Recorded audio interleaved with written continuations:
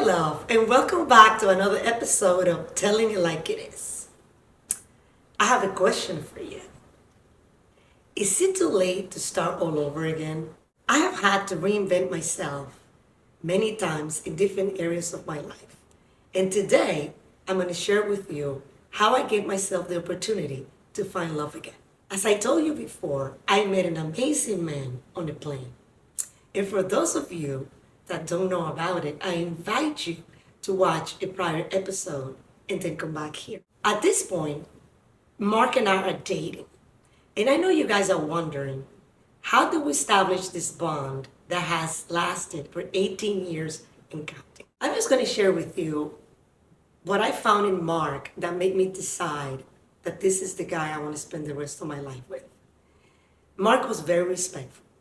Another thing that I noticed in Mark is how he valued what I was as a person. He always treated me as his equal, even though we didn't have the same level of education, of accomplishments. But for him, he saw in me more of a person that I was. What did I bring to the table for him? And what he brought to the table for me is that not only, he didn't come here to complete me, he complimented me. And to me, that meant it all. That was something very profound for me, coming from the relationship I left, seeing a guy that really valued who I was as a woman. At this point, you guys are wondering, is this wonderful man I met on the plane still as wonderful after 18 years and counting? And I want to share with you that it became a point that I didn't have to live in my masculine energy because he gave me the safety net that I needed. I could put my guards down and allow that to receive the love, attention, and caring that he was presenting to me. Within the 18 years, he has never stopped the courtship in this relationship. He still pay attention to the details, complimenting me, and finding that wonderful person he sees in me. Well, I have to tell you, one of the things that I valued about Mark, after the security he gave me, my guards are down, now I'm feeling like I can trust again, I can love again. One of the things he said to me, what is your passion? What do you really want to do in life? You're no longer in survival mode, Cynthia. I want to give you the opportunity to be yourself again, to do something that you have passion for. Because you don't have to worry about, making ends meet anymore. I'm here to support you. One of the things that was very meaningful to me is the opportunity that Mark gave me to do something I have passion for. And that is that I became a court-appointed special advocate of kids in foster care. That opportunity allowed me to give back. Because back when I was a single mom and my kids were growing up, my son got into trouble and I wasn't there for him to assist him and help him navigate, his challenges because I had 3 jobs 7 days a week. In long-term relationships like mine, 18 years, we need to keep many things in mind so that we don't lose ourselves or our mates. For example, how do you keep the spark alive? Because, relationships go through different stages, evolve. You could become almost like family or friends, but that's not it. There's got to be that sense of we're more than mate, we're still lovers. For example, we're home cooking, doing our stuff, and our man gets home. How do we present ourselves to him? I believe you shouldn't go to sleep with pajamas that don't match. You got to take care of your feet. You got to take care of your appearance. You got to smell good. You got to be unpredictable. Listen to that. You need to be unpredictable. It's good to know that they know what you're doing most of the time, but sometimes it's good to keep that. What is she doing today? Why is she dressing? She looks great today. Why is she dressing up? I think men love the chase. And if you keep them guessing from time to time, the spark will still be alive. Another thing we should keep in mind is never stop dating your partner.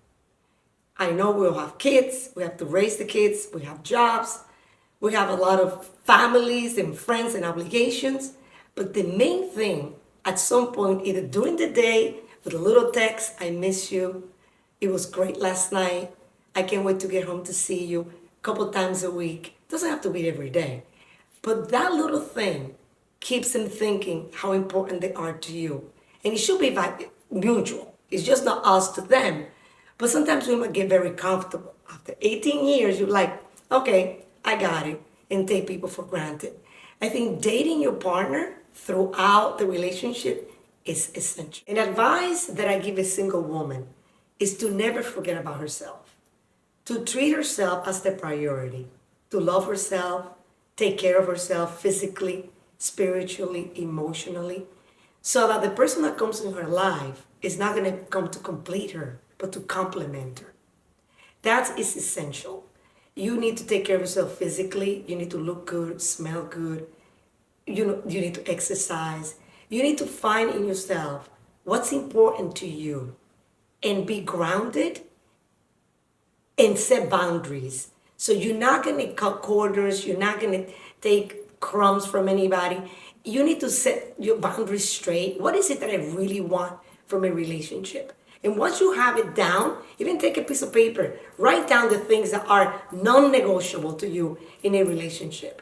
When you have that, be realistic, of course, because it's never going to be perfect. But there are things that are non-negotiable.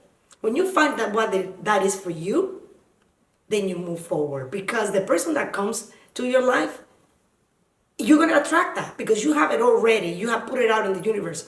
You know exactly what you want. And I guarantee you that's what you're going to attract. When that person comes in, it will complement you, not complete you. An advice that I can give someone that's married and the purpose and goal is to stay in a relationship for a long time. They're different advices, but one of the things I have to say as a woman is never stop dating your partner.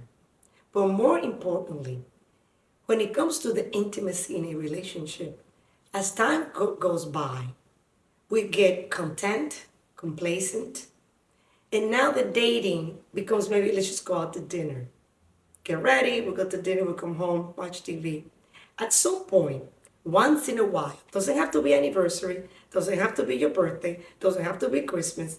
One day, maybe you book a hotel, or maybe you take the kids out, get a babysitter, or bring them to your in-laws' house. That day you make dinner. You wear something sexy. He's not expecting that because now we're married 5 years, or 10 years, or 15 years, or 18 years like me. He's not expecting that. That keeps the spark alive. Now, the guy's like, wait, I never know what's going to happen with her. You made a simple dinner. Now you have a little beautiful outfit on.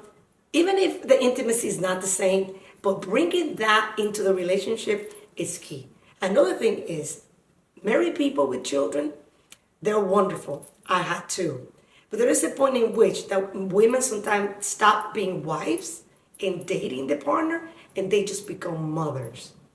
That is something very tricky because we tend to be so nurturing to their kids, and the kid is important in the school and the extracurricular activities for the kid. And what about the partner? What about my husband or my significant other? He can never again stop dating that partner because a person can never feel like, well, now the kids are taking priority. They are important, but you two were first the priority, and that needs to stay. What I want you guys to take away from this episode is that it's never too late to start over again. You can reinvent yourself and start as many times as necessary or as many times as life presents to you. Because I didn't know how to move from one place to another, start another job, get married again. Like I have reinvented myself, like I said to you many times.